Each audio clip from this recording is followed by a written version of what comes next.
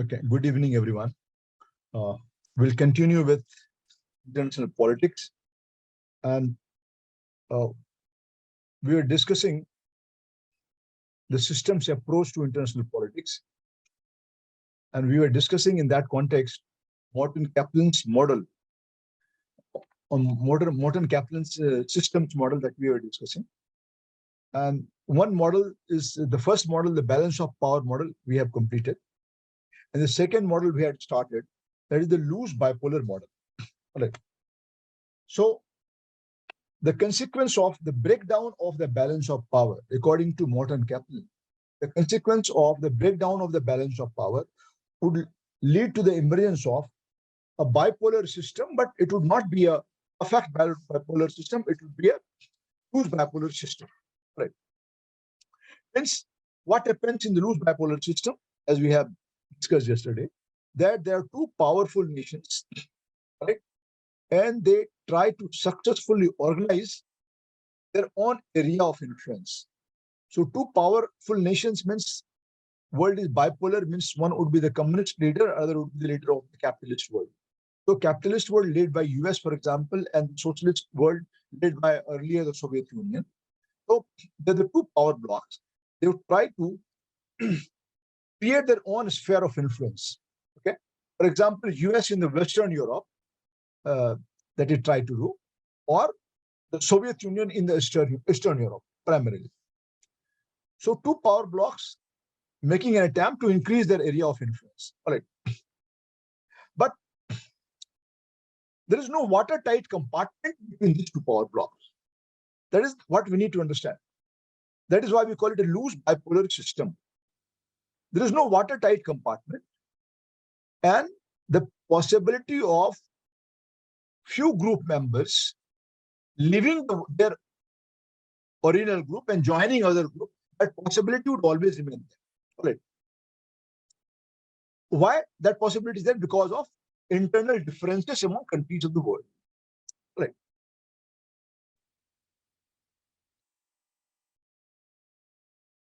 Apart from two major powers which try to create their own area of influence, there will also be a non-block actor. This is what I had explained yesterday. So two powerful blocks led by two superpowers, but there is also possibility of non-block actor existing, means those who refuse to join any block. For example, India, non-aligned group led by India, they refuse to join any block, neither the Soviet bloc nor the US bloc. They refused to join that. And they wanted to maintain their independence in foreign policy making. Whatever may be the reason why the non-aligned countries, they refused to join either of the blocs. So they never wanted to be blackmailed by the two superpowers, and they wanted to have an independence and autonomy in foreign policy making, and that is why they would refuse to join either of the power blocks. So two power blocks and one non-block members could also exist there. All right. Apart from, so what would be the composition of loose bipolar world? There would be two powerful blocks led by two superpowers. Then third one would be the non-aligned countries or the non-block members, and fourth one would be an overreaching institutions like United Nations. All right. An overreaching, so UN would also exist. All right. And these non-block members, okay, would try to build up a pressure on that supranational institution, that is on the UN, all right, for maintenance of the status quo. All right. So non-block actors would give the full-fledged support to the universal actor. And who is the universal actor? United Nations, for example, is the universal actor. And they try to give the full support to the UN to ensure that the world is not drawn into any further war. The world is not drawn into any further war. So in order to avoid the occurrence or reoccurrence of war in the world, So these third world countries or the non-bloc members who are not a part of either of the blocs, they would try to use UN, they would try to use that universal forum for establishment of peace and stability in the world. Got my point? So when we talk about the loose bipolar world, what we have in mind, I'll just quickly repeat that existence of two power blocks, but compartmentalization is not watertight. Flexibility is there, and chances of few group members joining another group or from other group joining other group, that possibility would always remain there. Okay, so that is why it is called loose bipolar world. And apart from that, non-bloc members would also exist, would try to use UN or the universal institution for bringing about peace and stability in the world and for avoiding war. So that is the status of that is what is all about the loose bipolar world. The second or the third model, first model was the balance of power model.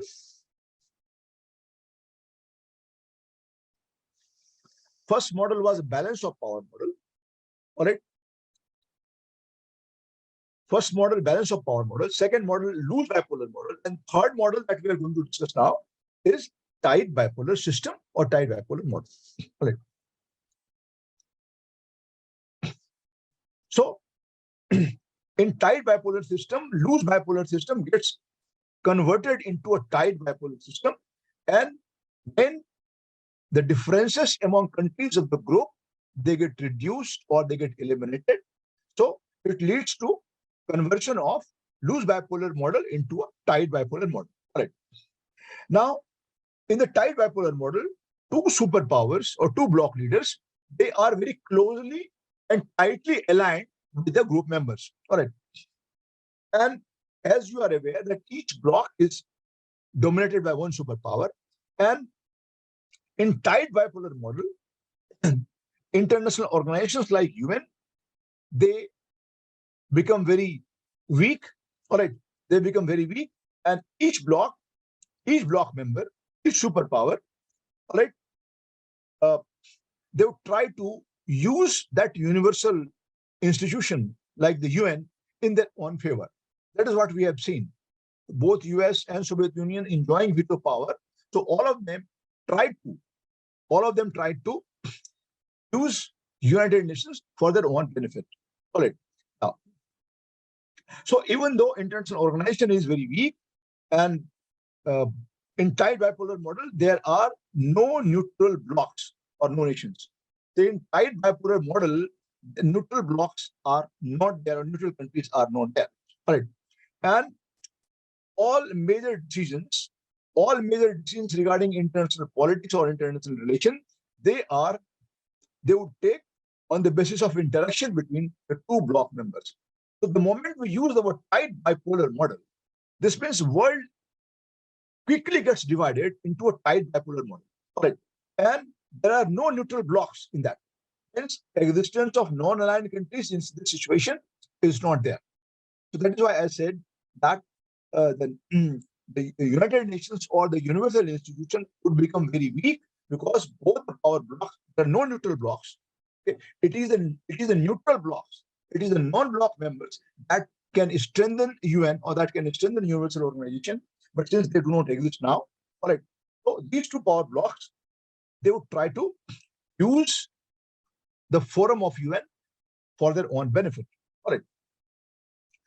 One more important point I have said, that all major interaction about international relation takes place on the basis of negotiation and discussion between superpowers or the two.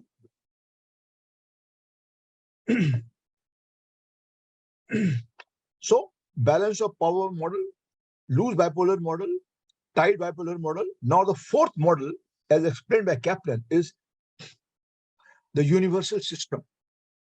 What is the fourth model? Fourth model is universal system. In fourth model, what is known as the universal system, in which all the nations, they get organized in a federal setup or in a federal framework. It is a very hypothetical kind of model. It is a model of so-called world government model. So we have a world government, and UN is the leader of the world government. So where is the world? Who is the world government? United Nations is the world government. All right. So fourth model is called universal system, when entire world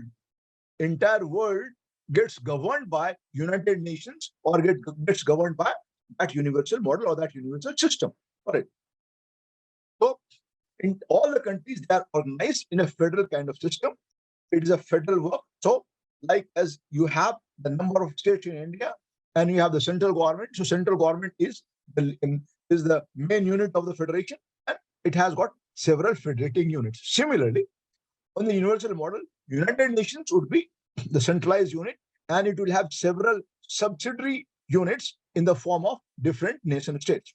So that is why it is called universal model. Is something which is based, universal system is something which is based on the federal pattern. All right. Now, it is a very hypothetical kind of model, as I have said, because it is based on the concept of world as a state, world as a nation, entire world as a state having several federating units. Right. And it works on the basis of what is known as mutual toleration. Each countries would be accommodating with the other countries, and there would be a universal rule of law. Okay. And what will become the universal rule of law? UN Charter. When UN Charter becomes the universal rule of law, and every country is following that law.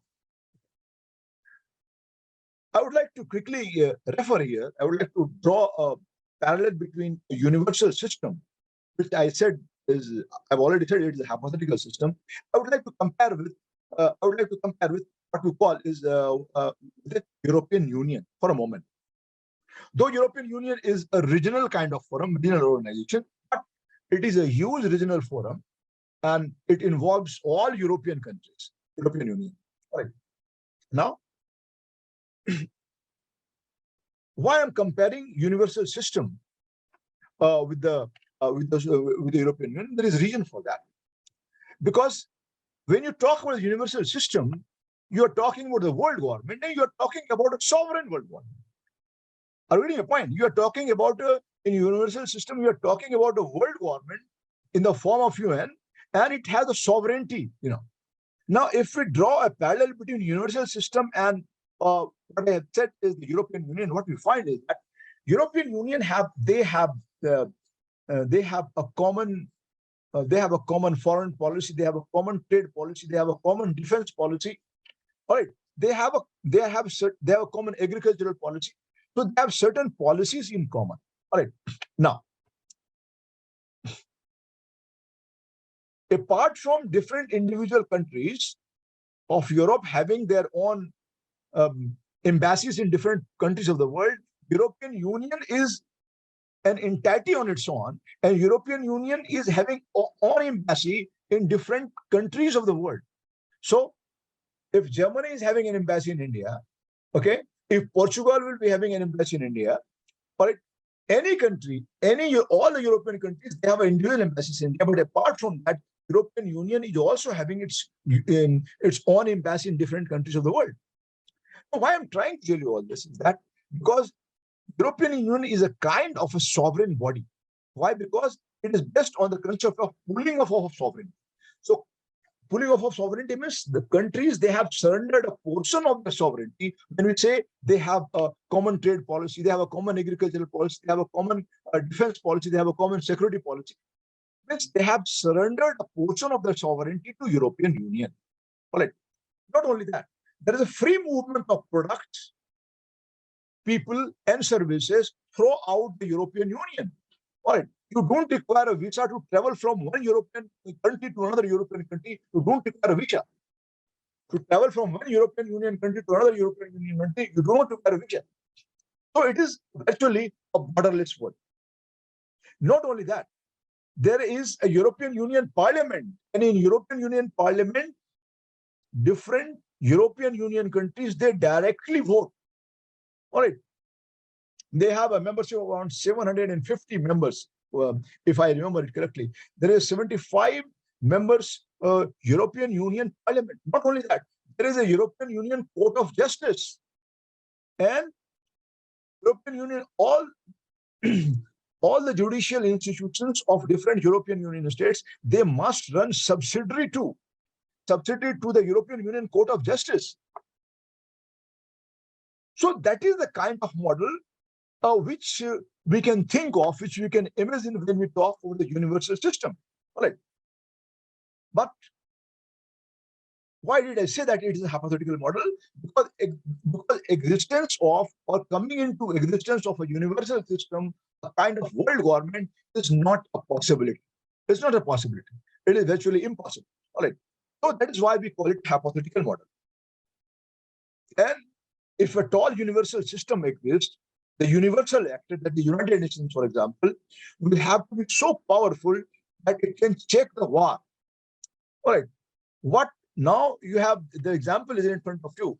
What United Nations did to prevent the war between Russia and Ukraine? Hardly it could do anything. All right. So if universal system exists, in that case, universal actor, that United Nations, will be so powerful that it can check the occurrence of war in any part of the world. Right. So we are talking about a universal system based on a sovereignty of that universal actor, the United Nations, but it is a hypothetical model. All right. Any question, if you have in mind, you can ask me. See, when you take time to respond, I get a little bit scared. Why? Because maybe you are not present. So when you respond quickly, it makes me believe that you are already present there. Because what happens is that sometimes you log on and then you disappear. It has happened many times. Anyway, thank you, everyone. Talk about a fifth model, which is called hierarchical system, based on a hierarchy. Why do we call it a hierarchical system? Hierarchical system is basically a kind of unipolar world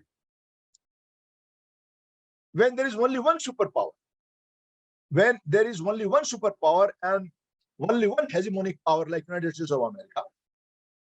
So when a single powerful superpower has become victorious, either it has become victorious after defeating everyone in the war, or it has entered into some kind of treaty with other nations and brought all of them under the control. So in hierarchical system, there would be only one superpower, only one preponderant power or predominant power, and it would be able to control all other nation states. All right. Now, whether it does it by conquering them, by becoming victorious in the war, or by entering into some kind of pact with them. All right. Different states or different nation states, they get converted into a territorial unit under this model. All right. And that superpower, that hegemonic power, that hegemon, becomes a universal actor. All right. And it becomes a universal actor and it absorbs all other nations. At a point, it absorbs all other nations. In case that super power or that universal actor has got that predominance by winning over them in a conquest or in a war, so it would be called directive system. It would be known as directive system. But if it has come into predominance, if the predominance of that superpower, that single superpower, is the outcome of a negotiation between that superpower and other countries of the world, when it comes into predominance in a democratic manner, so it would be called non-directive system. I just quickly repeat what I have said. I said in hierarchical system, as explained by Morton Kaplan, there would be only one superpower, right? And that superpower would be a preponderant power. And what would prevail in the world is unilateralism. Unilateralism, whatever that superpower wants, it can get it done.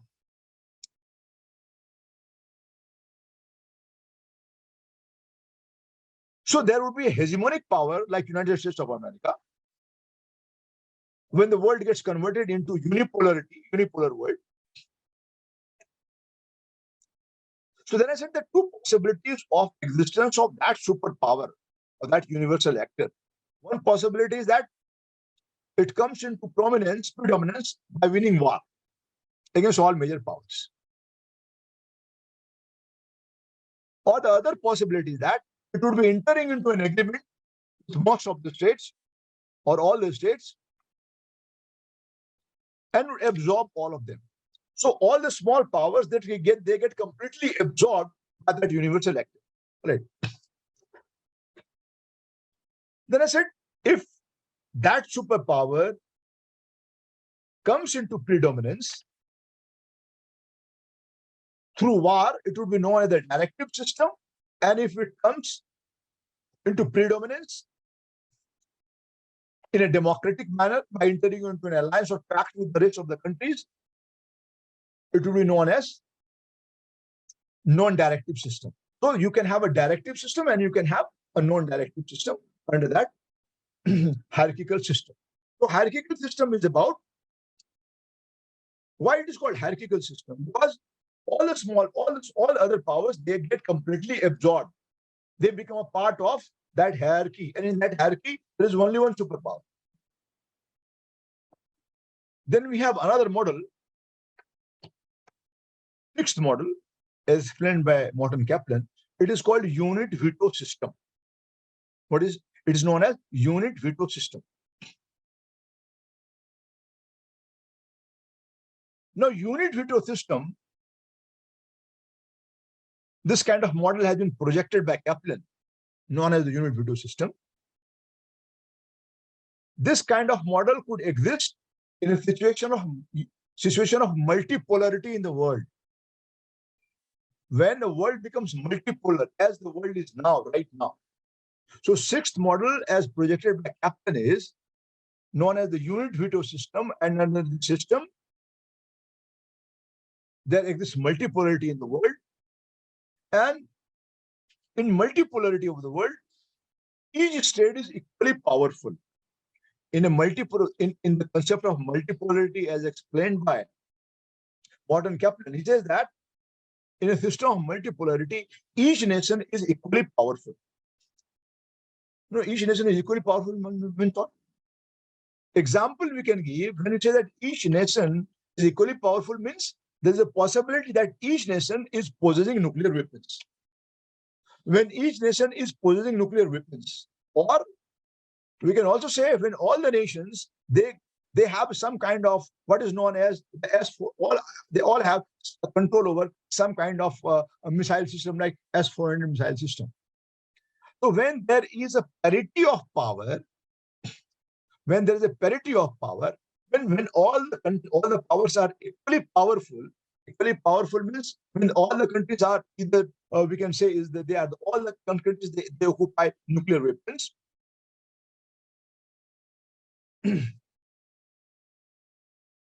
And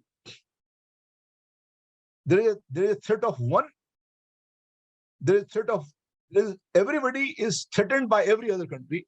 Everybody's security is getting threatened by every other country. So A can threaten B, B can threaten A, C can threaten B, and D can also threaten C. So in that unit veto system, what I'm talking about, the sixth model as explained by Morton Kaplan, what he's saying is that it involves the conception of a situation when there is a multipolarity exists in the world and each state is equally powerful, maybe because each state is a nuclear weapon country, have a nuclear power, or each state is having control over the missile system, whatever you may call it. Right? And the same nuclear weapons or the missile system can be used by all the nations for destroying every other country. All right. So there is a possibility of every country retaliating every other country. In that multipolar world, when all the countries, they have the same kind of power, for example, all of them have the same all of them are the nuclear weapon countries. So there is a possibility of every country being capable of retaliating the threat from every other country. There is a possibility of each one attacking every other country, and there is also a possibility of each one having the capability of retaliating every. So the capacity of attacking and the capacity of retaliating is common to all the countries. In the unit veto system, all the countries are equally capable of attacking each other and they're equally capable of retaliating each other. Right.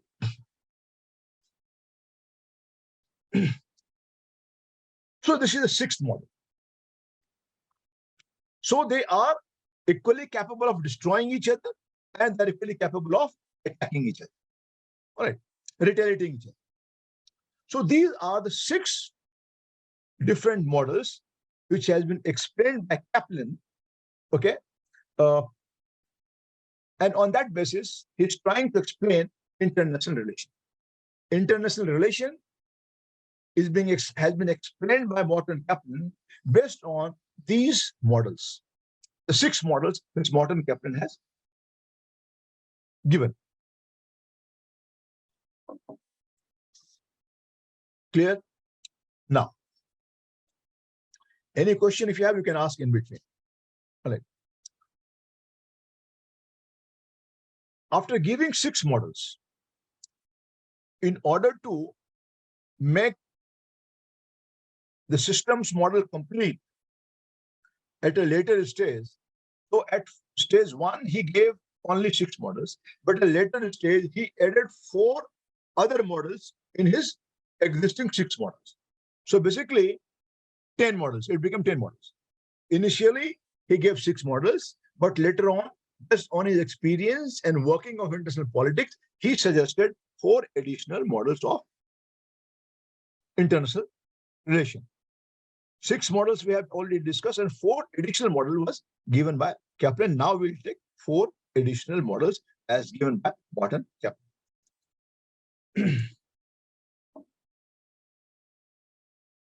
The first one in the new series, and the seventh one, if we continue with the old series, that model, the very loose bipolar model. Earlier, we talked about loose bipolar model and tight bipolar model. Now, a new addition is made by Morton Kaplan, and he calls it very loose bipolar system. Earlier, it was loose bipolar system. Now, he calls very loose bipolar system. Bipolar system, all of you understand.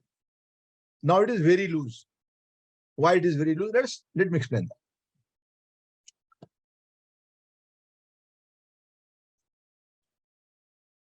When countries get fed up with the war, and countries, they are looking for peace. All right. And when the countries are looking for peace, they would be looking for disarmament, they would be looking for armed control, and they would also look for accommodating each other's viewpoints. So in order to reduce the possibility of a war, what is required to be done is to reduce the level of conflict. And to reduce the level of conflict, you would try to accommodate each other's viewpoint. That is what actually happens in very loose bipolar model. So the bipolarity or division of world into blocks gradually starts losing its relevance. So the block system becomes very crucial, okay, when the threat of war is imminent. The possibility of war is looming large. At that point of time, there is a need for bipolarity.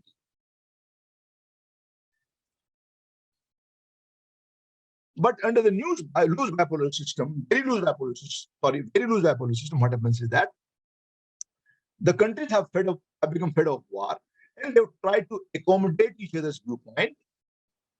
There would be a policy of accommodating the interest of different blocks, various blocks, all right? And country, in order to avoid the war, would look for reducing the arms race, or for entering into a disarmament treaty, so on and so forth. All right. This means the block structure between the two blocks, it suffers. It gets gradually weakened. Although the existence of the block system would continue. But the thing is that the block system will become very weak. Why it becomes very weak? Because the countries have understood the futility of the war and they want to have a peace. They want to accommodate each other's viewpoint. All right. So there would be accommodation between the different blocks. They would try to accommodate each other's viewpoint. That is why it is called loose bipolar system.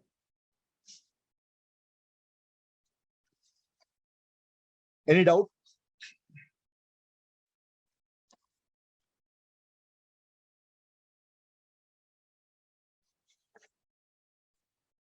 All right. Then we have the third system, DETENTE.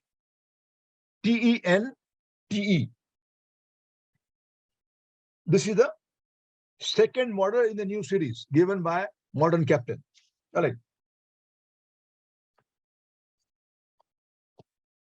Now, under this system,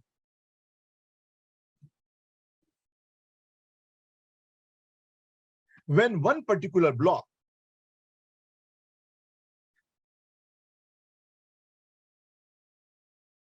becomes quite open. Now here we can take the example of Soviet Union, for example.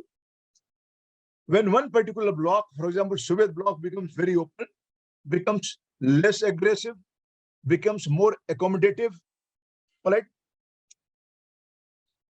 And as a result of that, the other bloc, the American bloc, that would also become less defensive.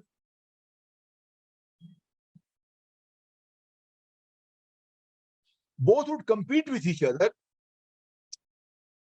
but without assuming the dimension of conflict. Try to understand the point. In the Detente system, what happens is that the conflict between the two superpowers, they get reduced.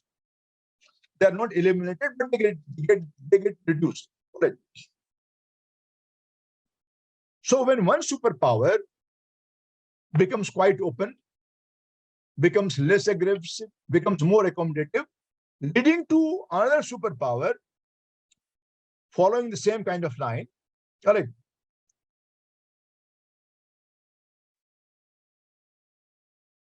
Both continue to conflict with each other. Both continue to compete with each other, but they do not want their differences to get converted into a conflict. They do not want their differences to get converted into a conflict or a war. So they avoid conflicting each other. So that kind of system is known as the Detente system. All right. Means when the tension between the two superpowers gets reduced and there is hardly any possibility of the relationship getting escalated into a war, it is not there. So that kind of situation would be known as a Detente system. Means improvement in the relationship between the two blocks or the two superpowers. That kind of system is known as Detente system. Right.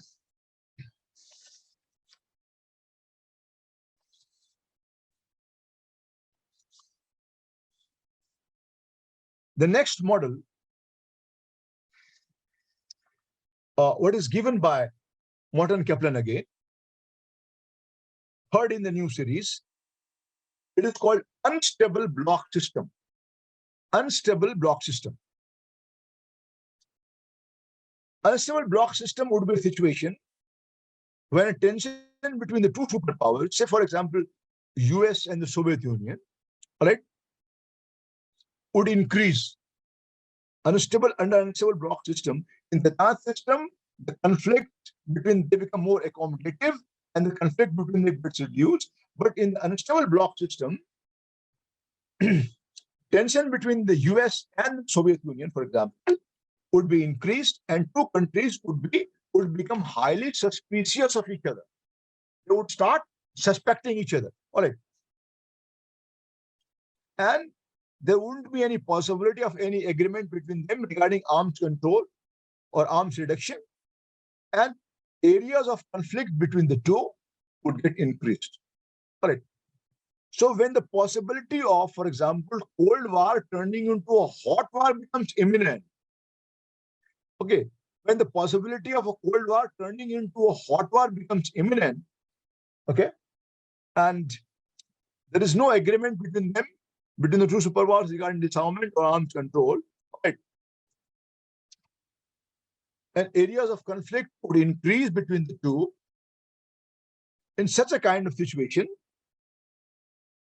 the block system that would emerge, it would be known as unstable block system. Means when the tension between the two superpowers they increases, whatever may be the reason, all right, and when the two countries start getting more suspicious of each other, and there's no possibility of entering into any agreement, and when areas of conflict, areas of differences would automatically get increased, that kind of system would be known as an unstable block system.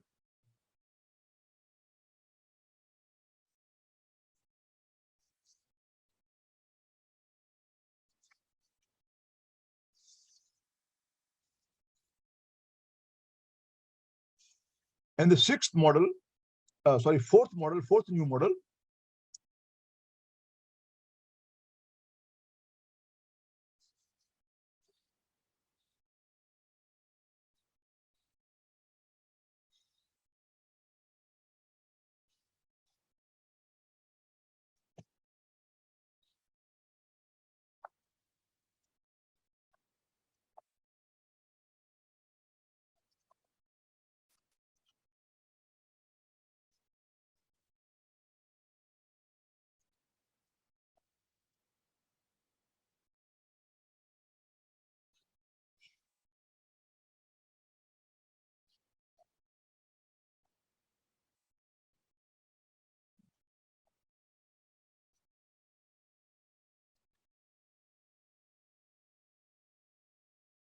it is called incomplete nuclear diffusion system. Okay, incomplete nuclear diffusion system. This is the fourth model which has been aided by Morton Kaplan. All right. This is a model which has been envisaged by Morton Kaplan. He says that a situation could emerge where there would be 15 to 20 nuclear powers in addition to two superpowers. Means in addition to two superpowers like US and the Soviet Union, right, there are 15 to 20 other nuclear powers, right?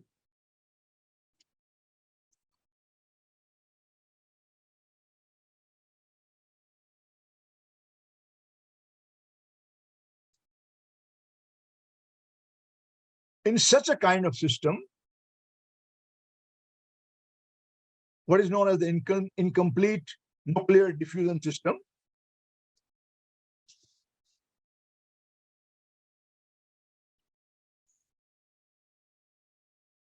there would be less possibility of a war among countries of the world because of a nuclear deterrence. So nuclear deterrence, see, the balance of power is because of the 5 or 7 major powers. But in this situation, what Morton Kaplan has said, that 15 to 20 nuclear powers, 15 to 20 countries, they become nuclear powers, right? In addition to two superpowers. So in that kind of situation, when a nuclear deterrence would prevail in the world, that kind of system is known as incomplete nuclear diffusion system. More and more countries occupy nuclear powers, apart from superpowers. So that kind of system is known as incomplete nuclear diffusion system. All right. So these are 10 different models, 6 plus 4, that Morton Kaplan has talked about. What is the relevance of these models? That I would talk at the end. But before I do that,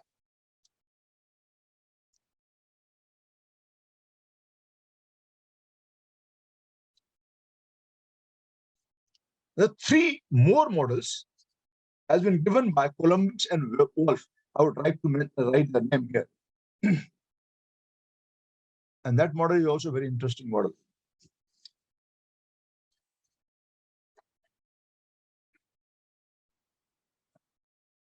See, from this topic, one question, sometimes two questions also. This is always there. All right. So this is the first topic of international politics paper.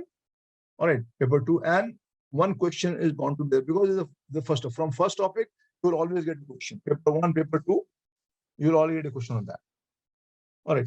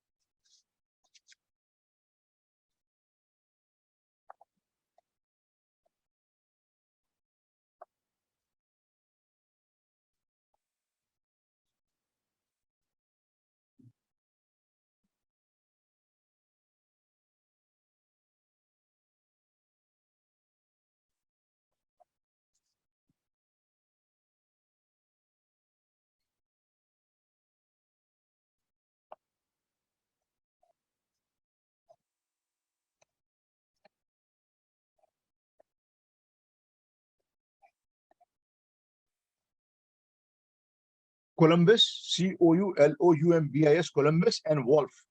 All right. These two people, they have endorsed.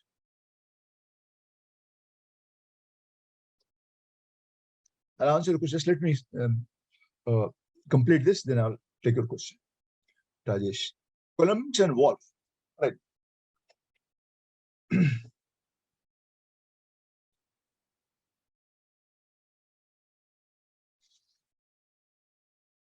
See, none of you can see what I'm writing.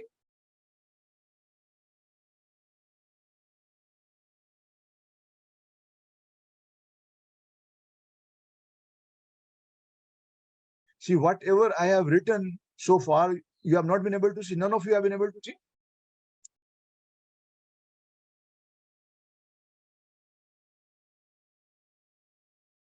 Harshini, you have been able to see that? Then you should have told me, I do not know why you are not able to see.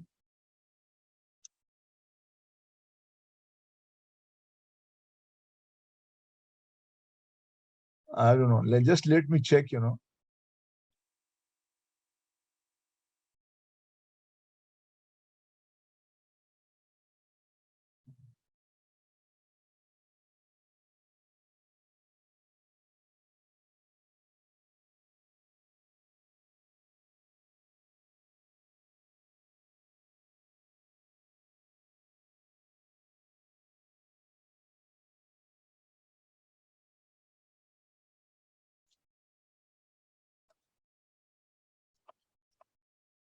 Are you able to see now?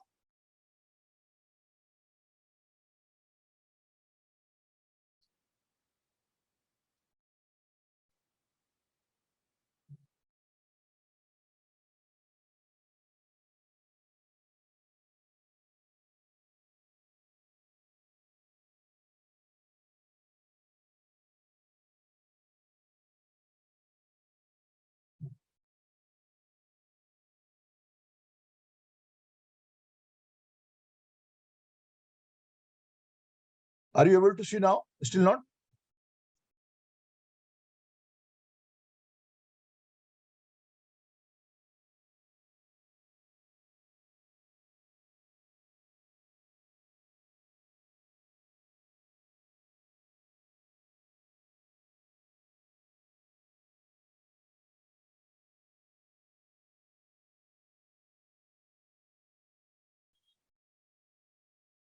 Achha.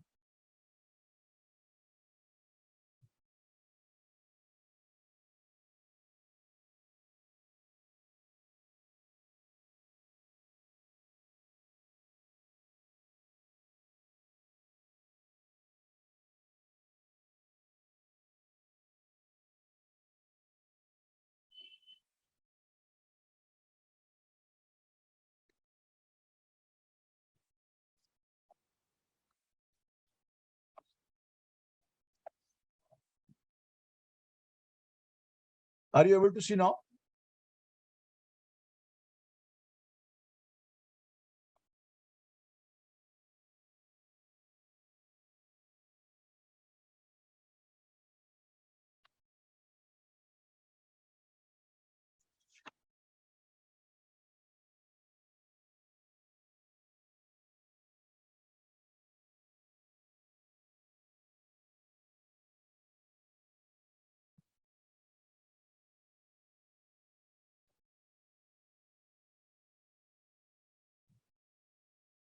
See, I have been writing on this board for last so many days. So you are never able to see? Sir, yesterday we are able to see, sir. Today, Huh? yesterday we are able to see, sir. Initially you are able to see, now you are not able to see. Yes, sir. Only today we are not able to see. Yeah.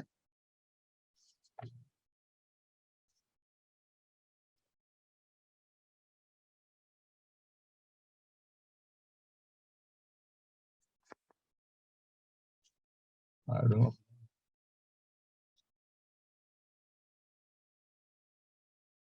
You are still not able to see, huh? This means there is some problem with my board. I will get it checked up. Huh? All right. All right. So we are talking about Columbus and Wolf. All right. I give you 5 minutes. And Columbus and Wolf, apart from accepting the existing model as given by Morton Kaplan. So these two people, Columbus and Wolf, they have accepted the model which was given by Morton Kaplan. They have endorsed those models. But apart from that, they have added 3 new models. Okay. So 6 plus 4, 10, and now plus 3 models. Keep that thing in mind. Okay. The first model, which is added by Columbus and Wolf, it is known as the multi-block model or multi-block model or inter-regional model. All right. What is multi-block model? Means in multi-block model, the whole world gets divided into different regions.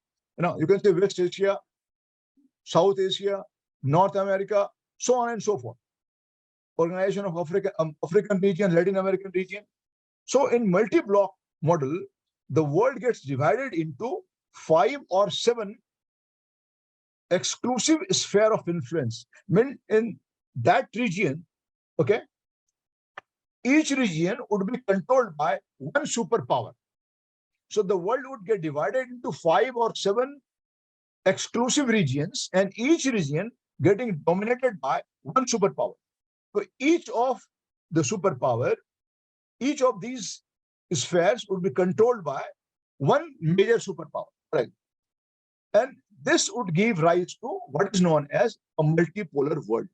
For example, we can imagine a situation, for example, Arabian nations, or we can say West Asia getting controlled by, for example, by United States of America, or we can say Asian region controlled by US, or Asian region controlled by China. All right. Or we can say, imagine a situation, Eastern Europe getting controlled by Russia. So in multi-block system, it is known as inter-regional system model. In that, 5 to 7, all right, mutually exclusive regions would come into prominence, and each region would be dominated by one major power.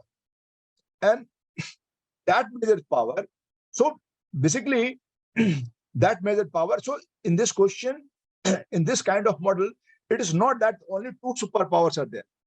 Try to understand. In this kind of system, there could be number of major powers. I'm talking about the major power and not talking about the superpower. So each region would be getting dominated by one major power. All right.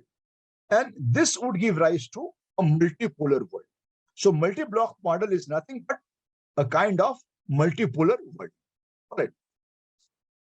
The second model, which is added by Columbus and Wolf, it is called national fragmentation model. when a nation gets fragmented into small units. All right. So national fragmentation model. In the national fragmentation model, our national fragmentation model would be the outcome of political and territorial disintegration of countries. For example, Soviet Union getting disintegrated, all right, or Yugoslavia when it got disintegrated, or Czechoslovakia when it got disintegrated, all right.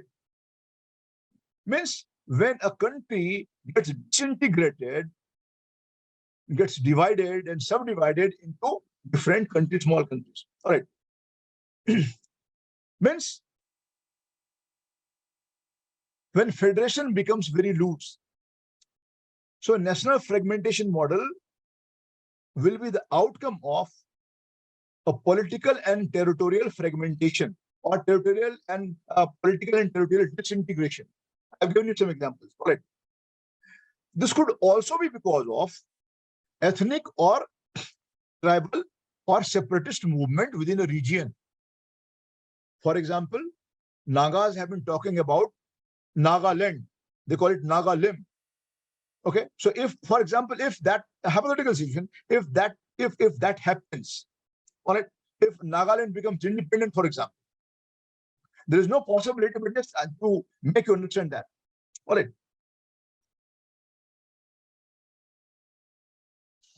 So because of ethnic, when a particular ethnic group or particular tribal group or particular racial group or a particular separatist group, they run the movement and that region becomes disintegrated. So that model is called national fragmentation model. All right. So this is, see, what has happened is that they have talked about that we can explain international political system by looking into different models. So instead of doing the investigation of the existing system, what they have done, they have come out with the models and they're trying to fit in the existing situation into that model.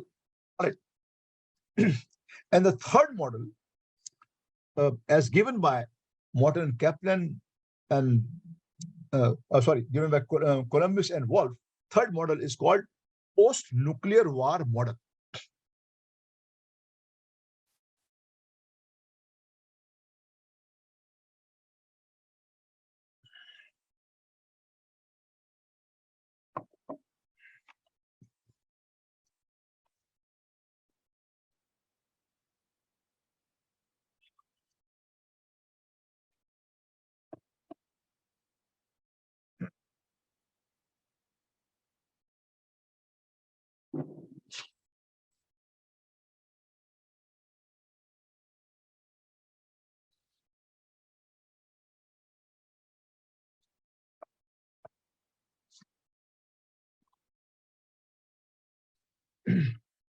All right.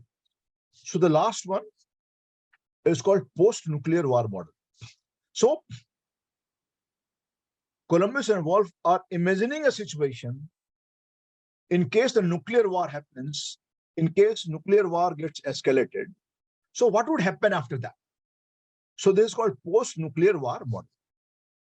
The post-nuclear war model would be a kind of world after a nuclear catastrophe. So what would be the picture of the world after a nuclear catastrophe? All right. So if such a war takes place, I mean, if the nuclear war takes place, the aftermath of that nuclear war, we all understand, would be very ghastly. All right. So in such a situation,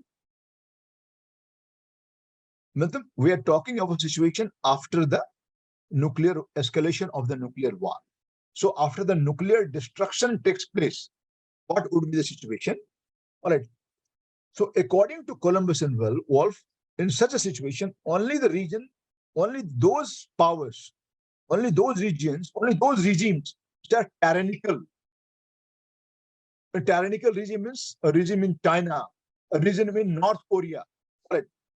So according to Columbus and Wolff, only those tyrannical regimes or tyrannical powers would be able to survive which were very resourceful and which are able to manage the distribution, which could arrange the food, which could arrange the shelter for the people who are able to survive. All right. Very point. So what Columbus and Wolf is saying that in such a situation of nuclear catastrophe, only that tyrannical regime would be able to survive, who is left with some resources, which can arrange for the food for the people who have survived somehow. And because everything is totally destroyed, and they can arrange shelter, right, for the people. Only that country would be able to survive. That kind of model is known as post-nuclear war model.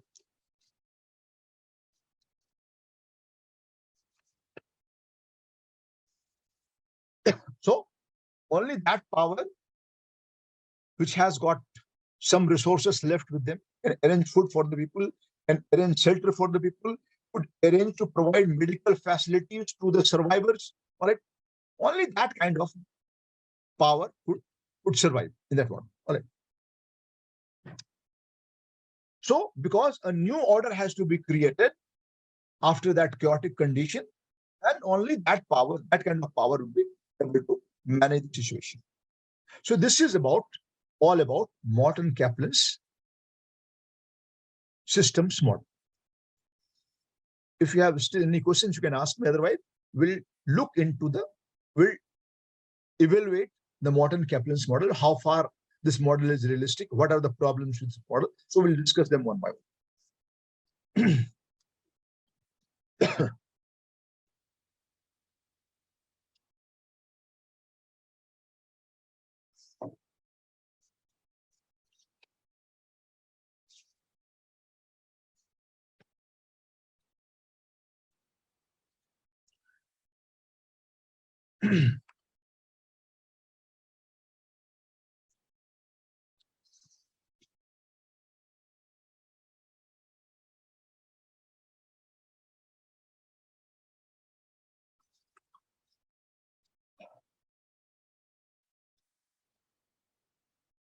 Let us evaluate how far these models are realistic.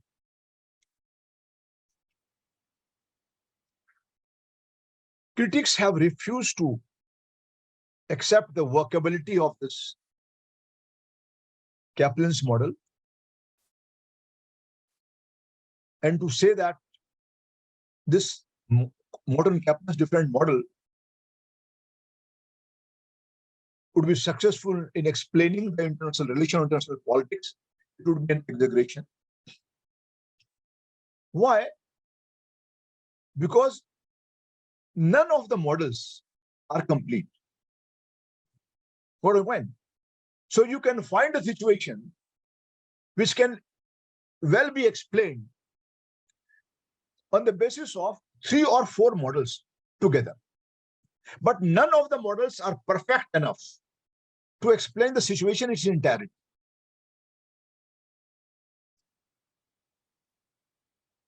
For example, balance of power model. All right. If you look into the contemporary times, if you look into the contemporary politics,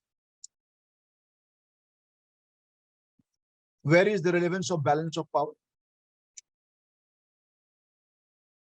Had the balance of power really been there,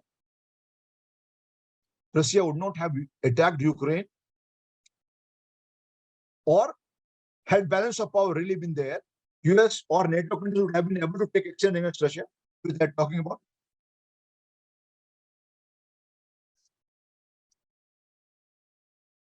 Again, Morton Kaplan was wrong when he says that disruption of balance of power system leads to emergence of a loose bipolar system. This is what he had said.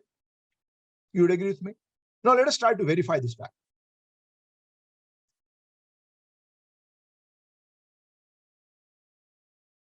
And then he says, after loose bipolar system, it would be a tight bipolar system. What is the order? Balance of power system, disruption of balance of power system, loose followed by loose bipolar system, and then loose bipolar system followed by tight bipolar system. This is what he had said. Okay.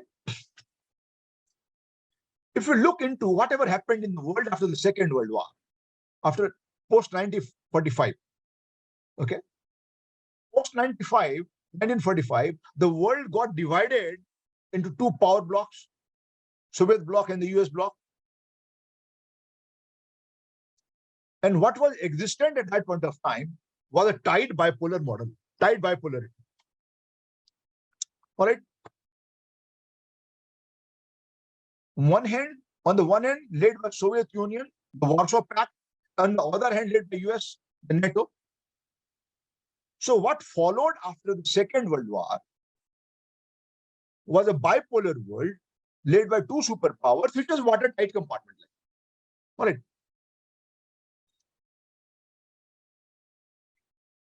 But later on,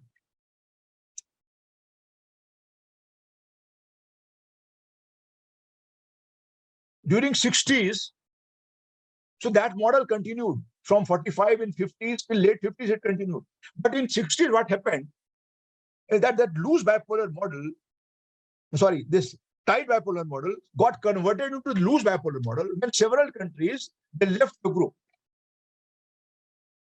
Either they became independent, they joined no-line movement, or they left. Now, what is happening now?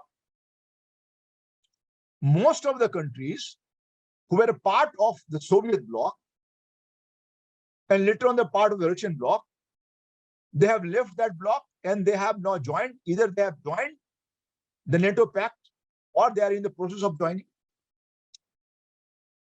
So the order that followed after the Second World War was different from what was predicted by, what was even described by Morton Kaplan. So Morton Kaplan says, balance of power, disruption of balance of power, followed by loose bipolar, then tight bipolarity. But whatever happened has exactly reverse of that.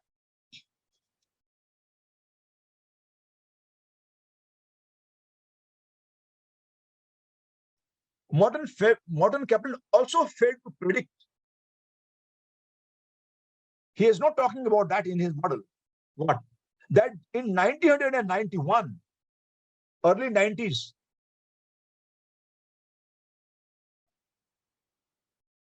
when there is a fall of Soviet Union, when the decline of Soviet Union, when the Cold War ended, for a brief period, the world was led by unipolarity, that US was the only center of power.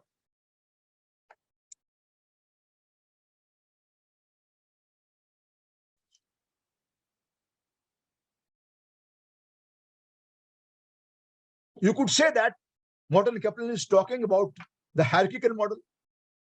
But in that hierarchical model, that superpower is absorbing all the countries. So we have never had a situation when a superpower would be absorbing all the countries. That has never been there. So even when, but Morton Kaplan did not talk about that an international system could exist wherein it would become completely unipolar. It has not talked about that. He is talking about what I said is the hierarchical system. But in that hierarchical system which he is talking about, it is about complete absorption by that superpower. That has never happened. Now,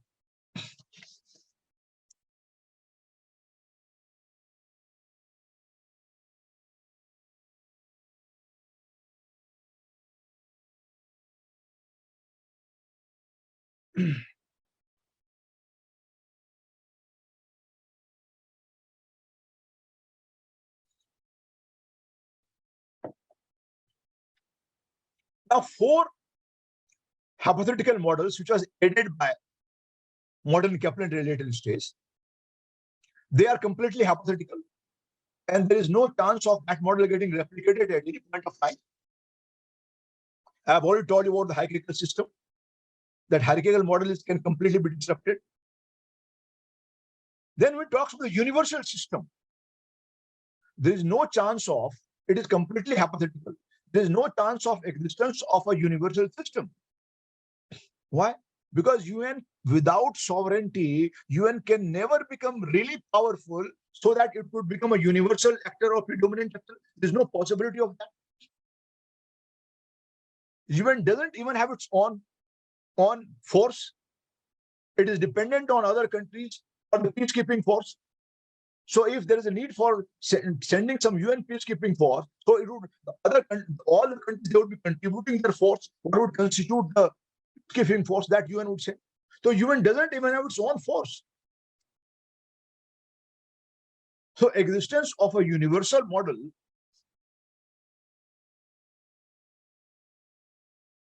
as explained by Morton Kaplan in the last four model, it is absolutely hypothetical.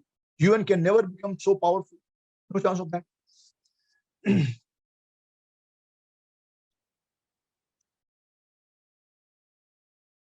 So there has never been a chance of one country exercising predominance over all the countries in the hierarchical model. So neither there is a possibility of a hierarchical model, nor there is a possibility of a universal model.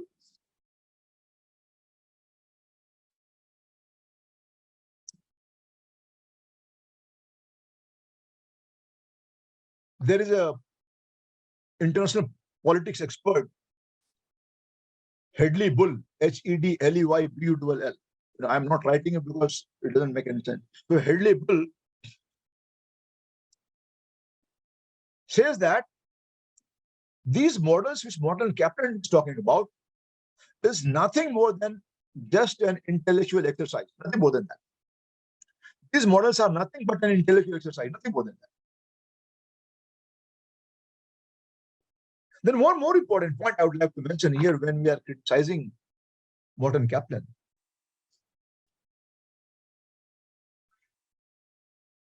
Morton Kaplan has absolutely ignored the role of economic factors, the role of technological factors, the role of personality factors, the role of geopolitical or geostrategic factors in international relations. He has not talked about that. He has not talked about a situation, for example, Indo-Pacific. What is the situation in Indo-Pacific? How the balance of power is going to be maintained in Indo-Pacific. He's not talking about that. So Morton Kaplan's model doesn't include the economic aspects, the technological aspects, or the personality aspects of a leaders or a geostrategic aspect. These aspects, which are very crucial in international politics, international relation, he has completely ignored them. He's not talking about that.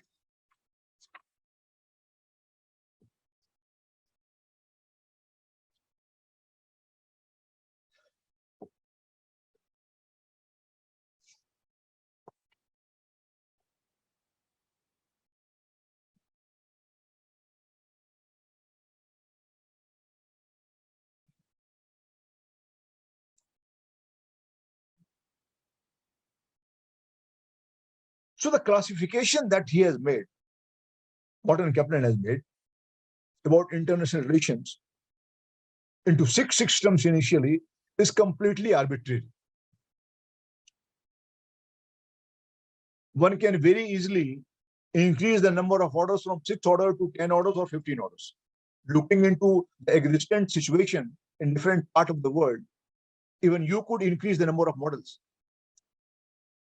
to reflect a particular kind of situation. The situation that is there in the Middle East, the fluidity of the situation that exists today in the Middle East.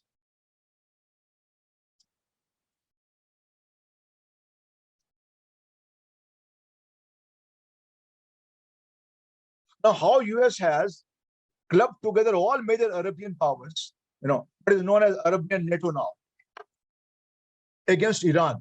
So how would you explain such a kind of situation through the Morton Kaplan's model? You'll not be able to do that. So the classification is absolutely arbitrary. Then any model that you prescribe, any model that you give, should enable you to predict what is going to happen and what is the possibility in the future. We can predict the international event that may unfold in future. We can do that. We should be able to do that. So Kaplan's model will not enable you to make any kind of prediction about international politics or international relations.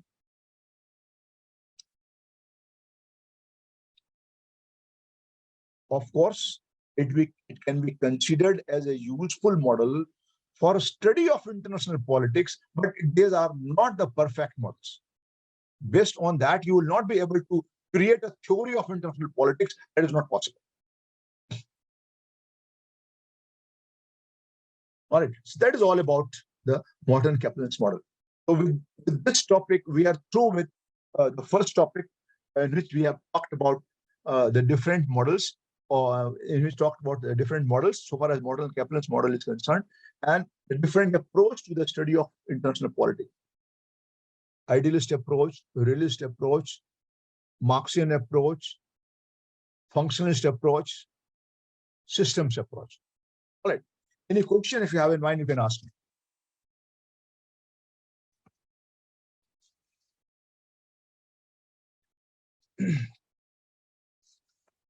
Now, I just wanted to see the syllabus for a moment.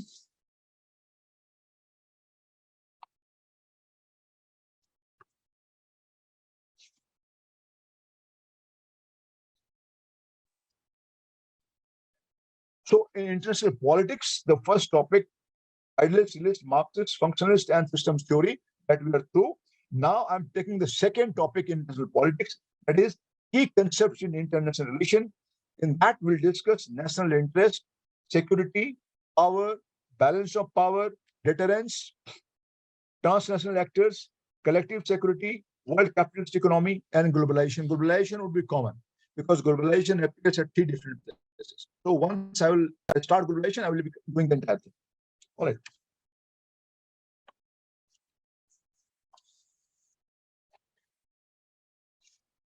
So this is about your syllabus.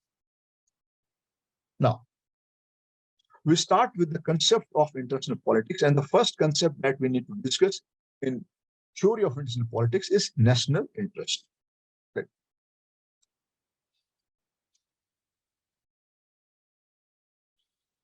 National interest, you are all aware that it's a focal point.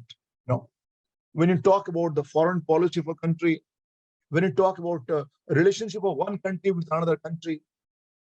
So what determines the action of a country when the two countries they negotiate with each other, when the two countries interact with each other, what prompts them? What regulates the action of one country against another country?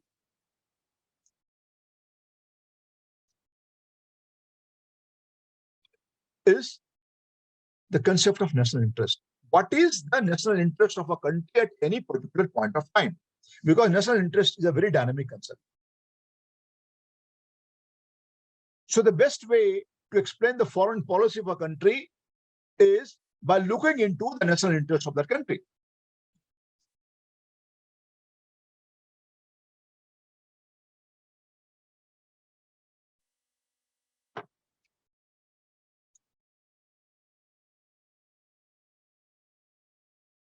So if you want to explain the behavior of a country with another country in international relation, this you could do it by citing the national interest of that country.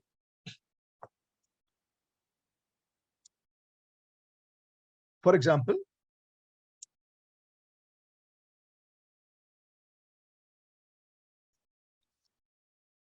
Sino-Pak proximity between China and Pakistan.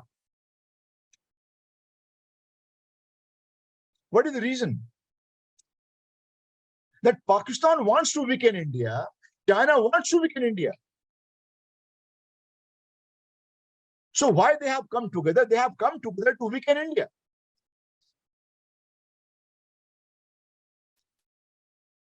So the proxy war that Pakistan does against India, cross-border infiltration that Pakistan does against India, or the assistance which Pakistan's non-state actors and state actors provide to the terrorists or separatists in Jammu and Kashmir,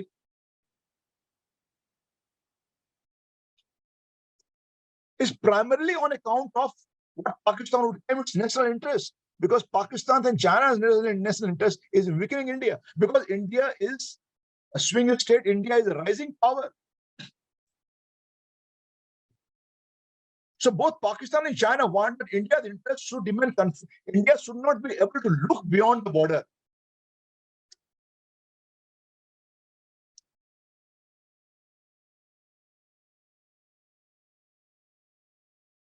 So whatever action is taken by a country against any other country, or whatever is the behavior of a country against any other country, that could well be explained based on the national interest.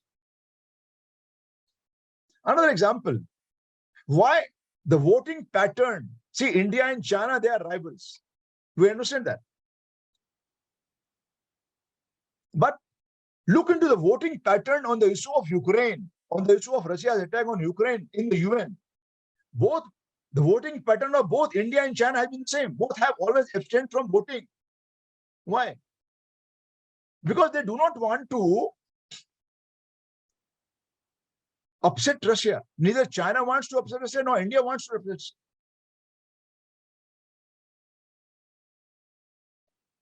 Because Russia continues to be a source of, even now, 50% of the military hardware for India.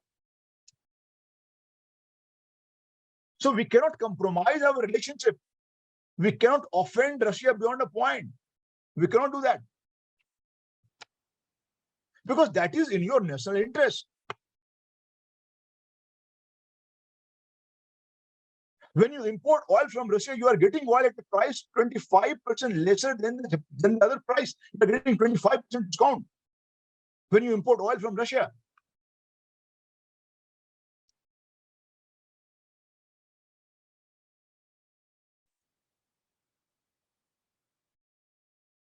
So national interest provides a primary justification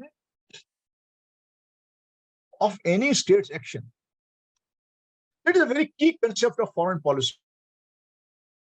So whatever you do in international politics, whatever you do in international relations, you can explain it by citing your national interest.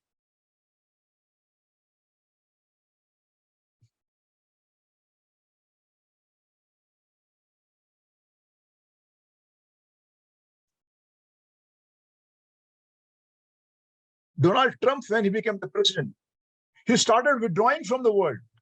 He started withdrawing from all multilateral trade deals. He started a policy, said, buy American and hire American policy. Why? Because America thought it is in the interest. So US withdrawn from World Human Rights Council, it withdrawn from the climate deal. All major multilateral deals that US had signed started withdrawing from that. After remaining in Afghanistan for more than 20 years, and the job still not getting completed, still US had withdrawn from Afghanistan, citing its national interest.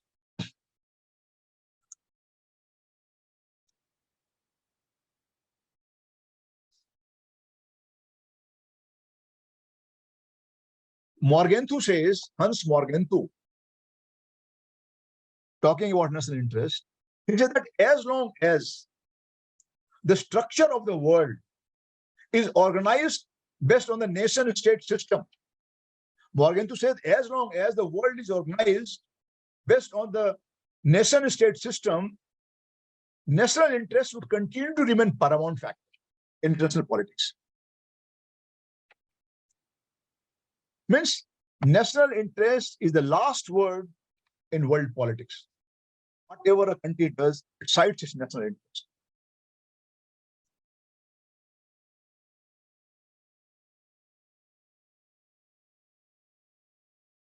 So this is only legitimate explanation of, or only legitimate justification of a foreign policy of a country. National interest is the only legitimate justification of a foreign policy of a country.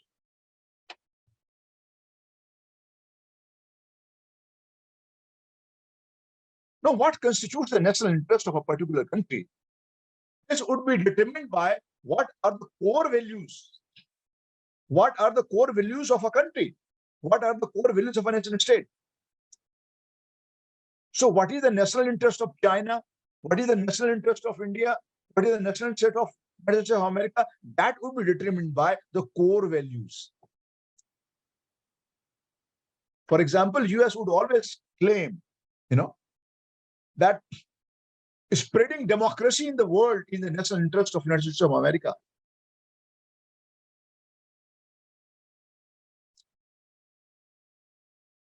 If you look into US economy is entirely revolves around the defense manufacturing. All right.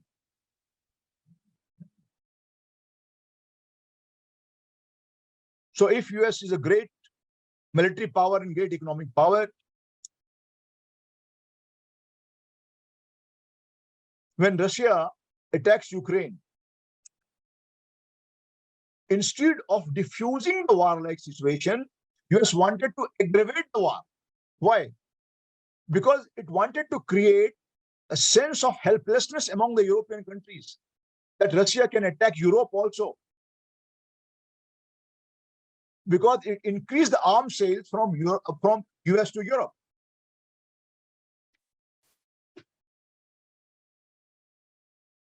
Don't you think that the US is fulfilling its national interest? Because it's the base of the US economy is dependent upon sale of weapons.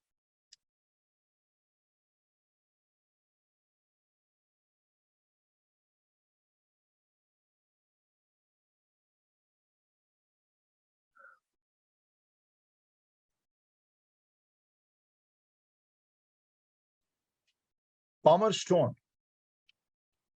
Palmerston, Palmer Stone,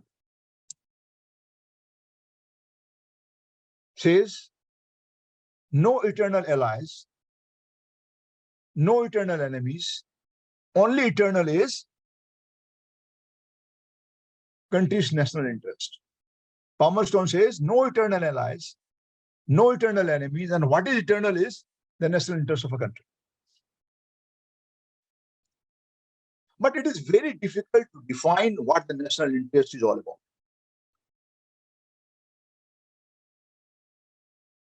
It is very difficult to understand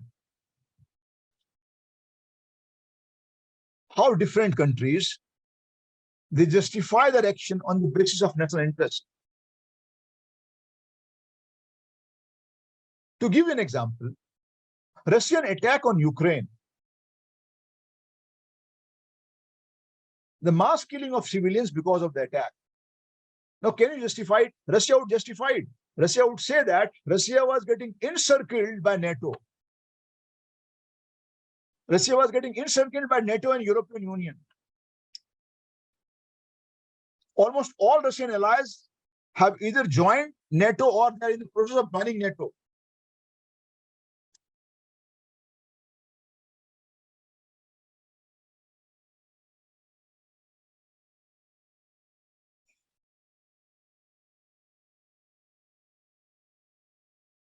So Russia would say that we had no other alternative because we are getting constantly encircled by NATO.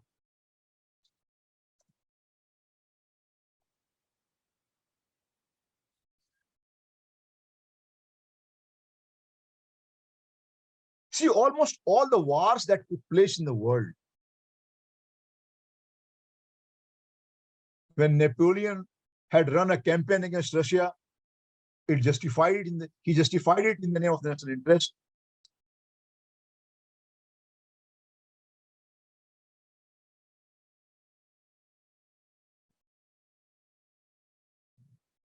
When Germany had annexed Austria, it justified in the name of national interest.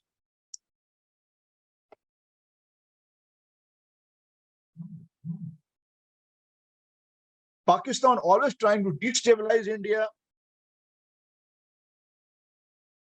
always trying to infiltrate terrorists inside India, justifying in the name of national interest. Because Pakistan's survival as a state depends on the Kashmir issue.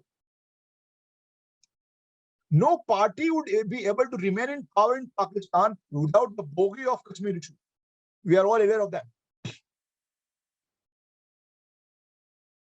When US attacked Iraq, when US intervened in Afghanistan, So when US intervened in Afghanistan, 2001, it justified in the name of national interest. That national interest is to spread democracy in the world.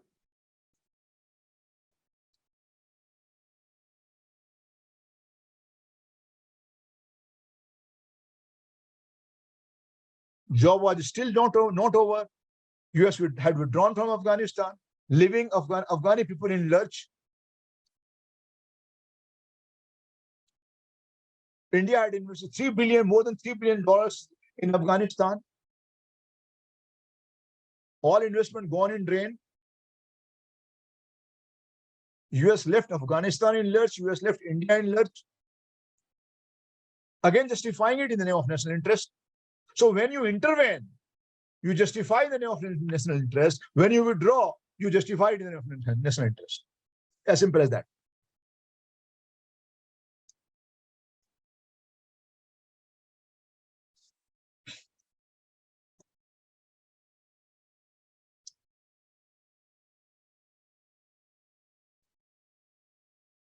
Now you should try to understand the concept of national interest. Morgenthau says that protecting physical, political, and cultural identity of a country is national interest. The different scholars, they have tried to define national interest in a different manner.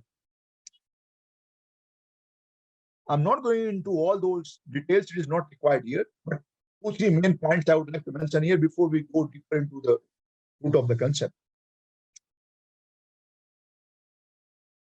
So protecting physical, political, cultural identity of a country is national interest. That is what Morgenthau says. Frankel, Frankel. You must remember 2-3 important definitions. Examples are necessary. Definitions are, your concept should be very clear. What is national interest? Just to write in one paragraph. It should be very clear. And examples. Examples are variations.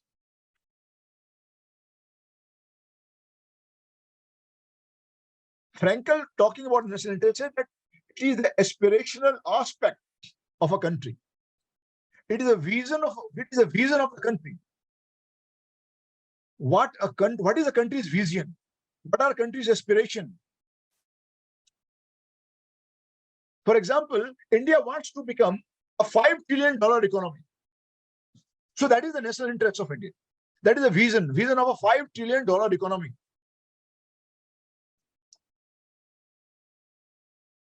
So Frankel, while talking about the national interest, looks into the aspirational aspect of a nation, what a country aspires to. So sum total of the interest of a country, sum total of the interest of the countries would be considered as national interest. Right.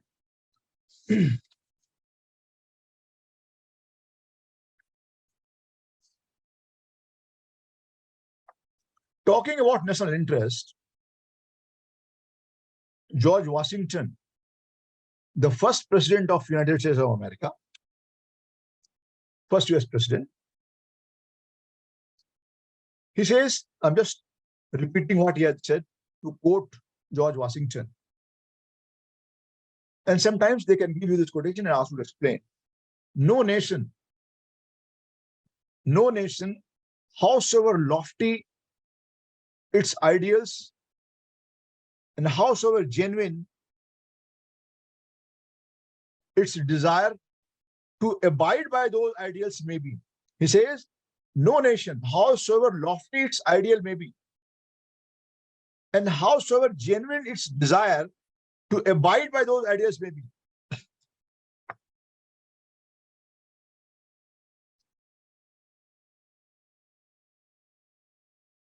it can only base its foreign policy on consideration of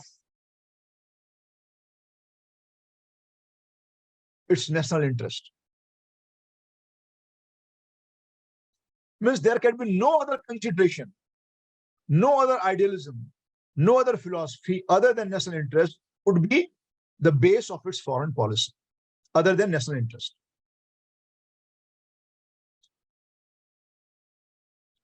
So US withdrawal from Afghanistan, US withdrawal from Syria, US gradual withdrawal from its military presence was very huge earlier in the South China Sea. Now gradually it is reducing. Or Trump's policy of buy American and hire American. All these policies, they are always guided by the national interest. Right.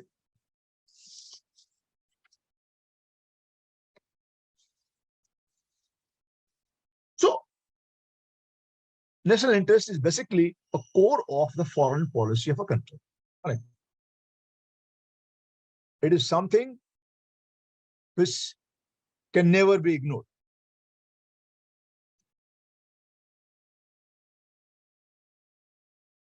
Woodrow Wilson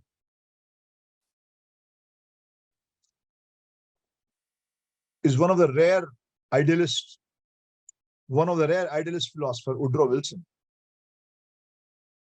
who had once said, national interest can be and should be subordinated to the morality and interest of the mankind. He is the only rare person who said that national interest, and it is important to mention his name, Woodrow Wilson. So when you talk about idealism or idealist approach into politics, we refer to Woodrow Wilson. That national interest can be and should be subordinated to the morality and interest of the mankind. So interest of the mankind is more important than your national interest. That is what he had said. Anyway, now let us look into what are the components of the national interest. I'll just be referring to the points. I'm not going to detail. It's not required at this stage, because we have to talk about several concepts of international politics. So we can't spend so much of time on this. What are the components of national interest? Security of the country, economic development of the country, sovereignty and national integrity of the country, a favorable trade condition,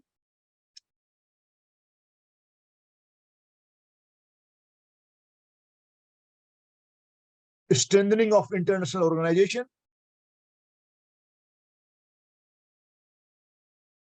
so there could be several. I'm just talking about some possibilities. What would constitute, or what would be coming under the, if you ask a question, what would be the component of the national interest?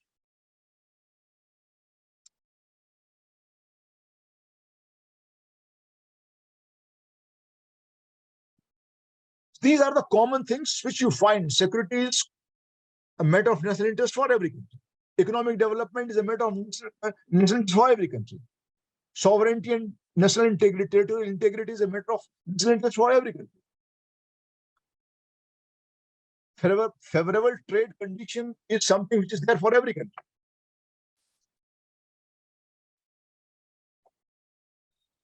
But apart from that, depending on the countries, there could be some other components as well.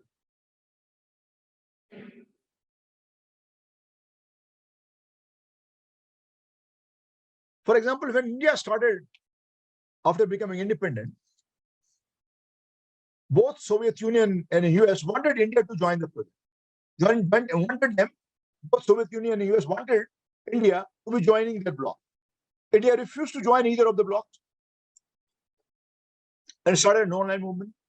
At that point of time, the critics said that this is a policy of a weak country.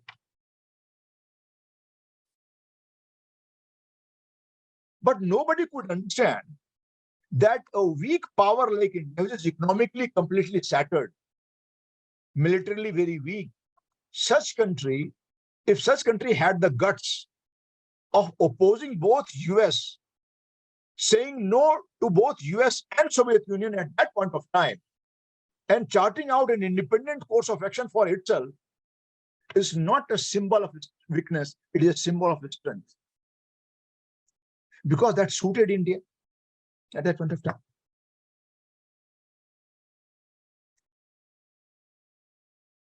So policy of non-alignment is because of India's national interest.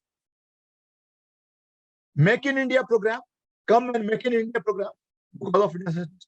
FDI because of national interest.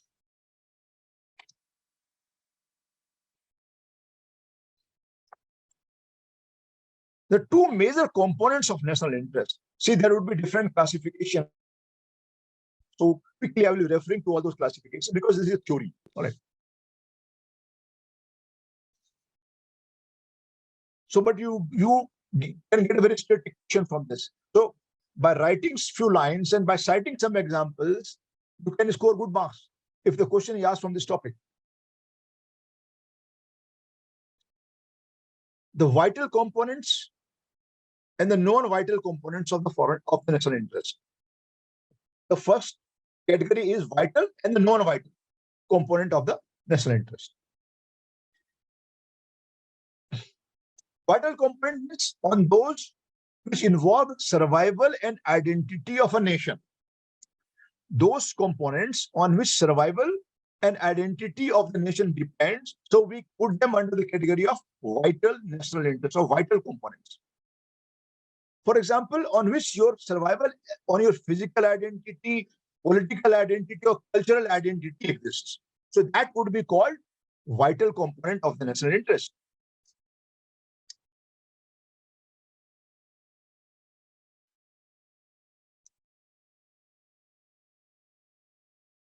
Non-vital components of the national interest are those interests which are determined by circumstances, number one. Non-vital components are those components which are not permanent, but which becomes important at any particular given time. So that is non-vital component. All right. So those components of national interest which are time specific, number one, or they are necessary for securing the vital components. What is the vital component? See, for example, vital component is securing India's territorial integrity. This is a vital component. What would be the non-vital component of this? Strengthening your security on the border. It is a non-vital component. Putting up security forces on the border is a non-vital component. So non-vital components of security, national interest are those components which are either determined by the existing circumstances or situation, or they are necessary for security of the vital components. Okay?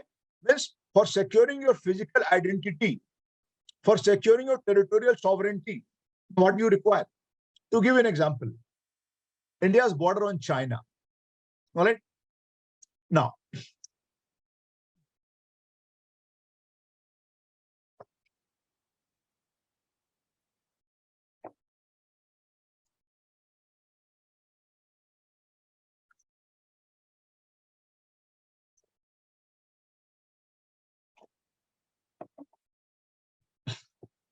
earlier was being manned and managed by the BSF, for example.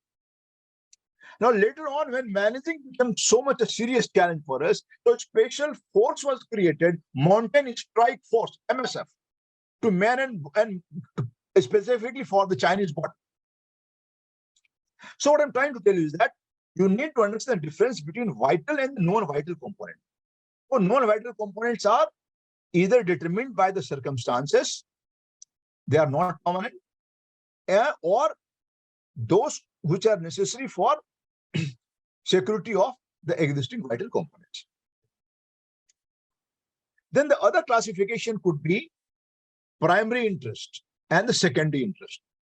Primary interest and the vital interest, they are one and the same, they're not different. But different categories have been put forward. All right. Means primary interests are those interests.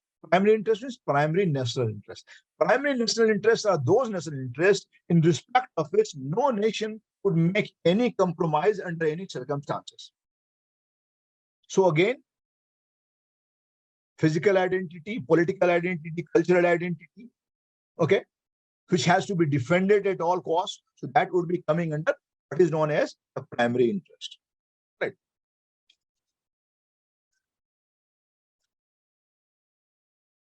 Secondary interest, which are again very important, but not as important as the primary interest. But it is still vital for the state's existence. What example we can give here when we talk about secondary interest?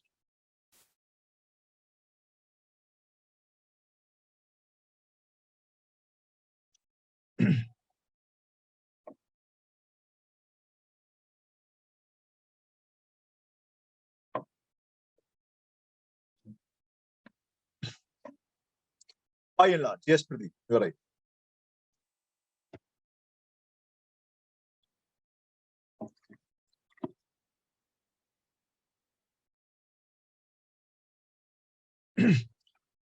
When you started, we had 8 people. Now, 2 of you have left. Huh? 2 people have left. Anyway.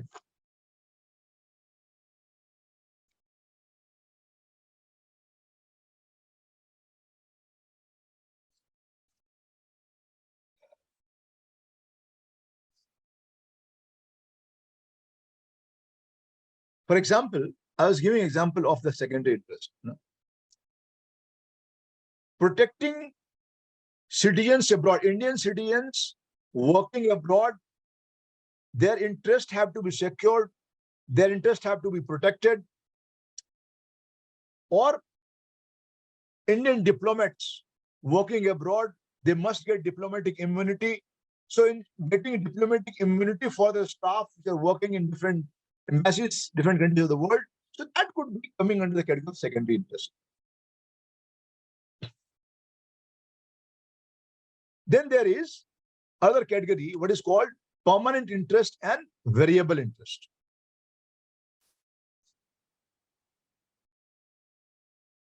Permanent interest means those interests which remain constant and they are a part of a long-term interest of the country. For example, bulk of the business, bulk of the trade that is done in the world is done in US dollars. You are all aware of that. So permanent interest of the US would be to ensure that there is a free navigable trade. There is no restriction on trade, because the moment trade gets disrupted, US, there is a loss to US earning, because the bulk of the business in the world is done in dollars. So US would always ensure that the trade that takes place, it takes place very smoothly. So that is the permanent interest of the United States of America. Right? So freedom of navigation in all the oceans is a very ideal example of the permanent interest of the United States of America. So long-term interest of the country is called permanent interest.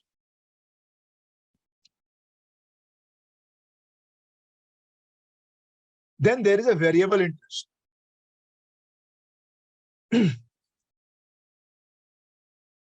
Variable interest means those interests which are considered vital given in a certain situation.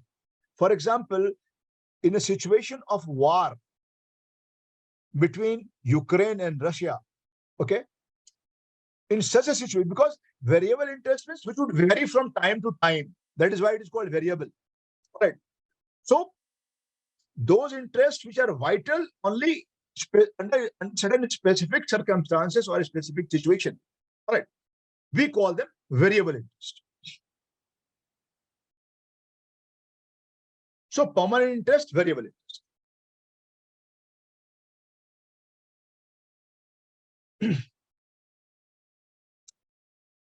Then there is other category, what is called general interest and specific interest.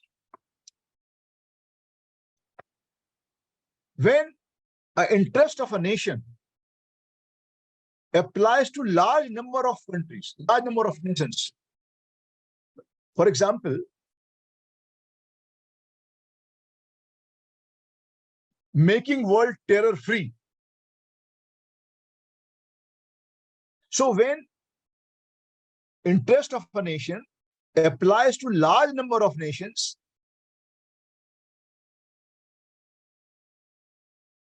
in several fields, economic field, trade field, several fields,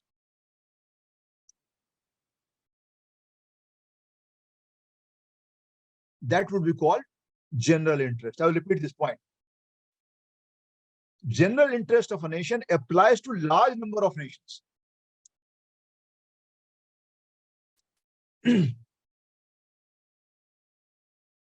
For example, free trade. Now that suits everyone.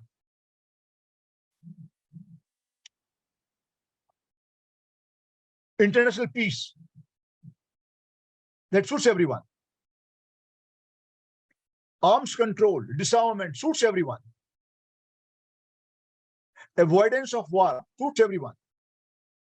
So when certain interests which are common to large number of countries in several specific fields, that would be called general interest. Then there is a specific interest.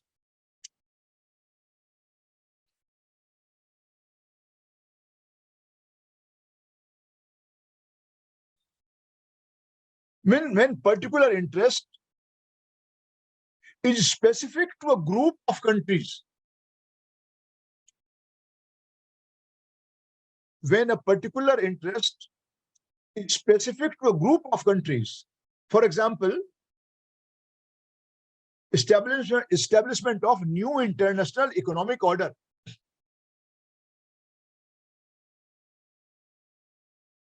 establishment of NIEO, new international economic order, which is an interest applicable to developing countries. All the developing countries are third world countries. So this interest is specific to India and other third world countries.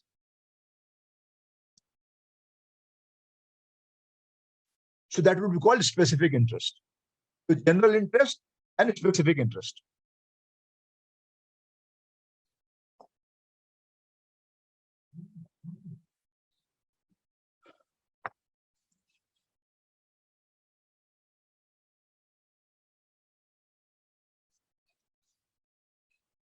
Then there is concept of international interest. International interest could be further subdivided into identical and non-identical and conflicting. Identical, non-identical, and conflicting. Identical national interest, non-identical, conflicting. Let's try to understand. Means certain international interest, which is common to. So these are different categories. All right. So just I'm trying to explain you because this is absolutely theoretical. And that is why I'm giving certain examples to make you understand that.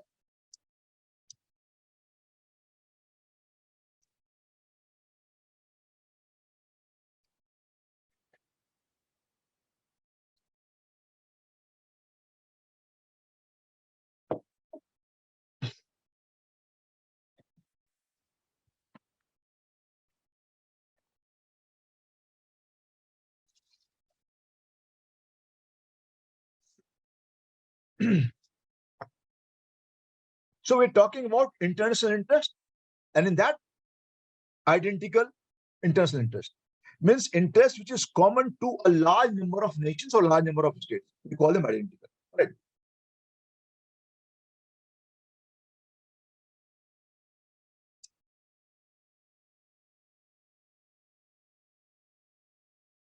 Then there is non-identical interest, means wherein there is a class of national interest of the two countries, so we call it non-identical interest. All right.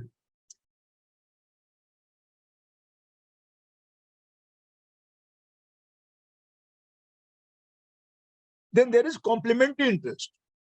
Complementary national interest means where there is a convergence of national interests of the countries, and the countries, they complement each other.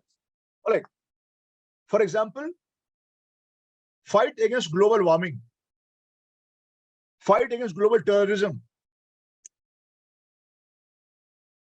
So this is a common interest. This is a complementary interest, wherein each nation can complement and contribute towards each other, towards that. So that is called complementary interest. But an interest which is neither complementary nor it is identical would be called conflicting interest. What a point. So there is identical interest, there is a non-identical interest, but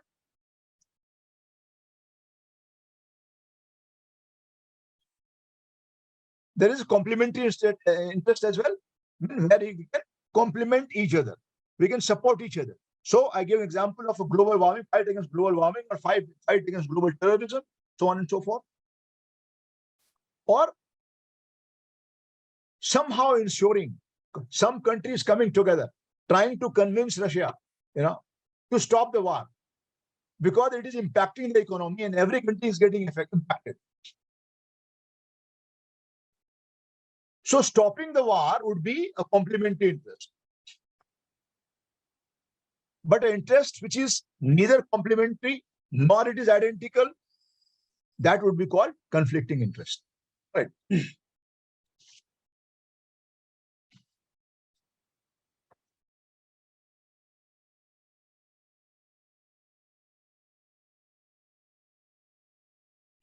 All right. So we'll stop here because more than me, you are getting tired, because you are leaving frequently and joining frequently, So it looks like maybe some technical issues there, but sometimes you try that you are much more tired than me. You see, I've been taking classes since last. This is last 6 hours. I've been continuously taking classes. So I believe I'm much more tired than you. Anyway, tomorrow is Saturday and then Sunday we off. I know, I understand. I told you that it could be some technical reason. All right. Tomorrow and Saturday, tomorrow is Saturday, Sunday we are off. So we meet on Monday. And when we meet on Monday, we'll start with method of securing national interest. Very, very small topic. And then we'll start with the concept of security and power. Thank you, everyone. God bless all of you. See you on Monday now. Thank you, everyone.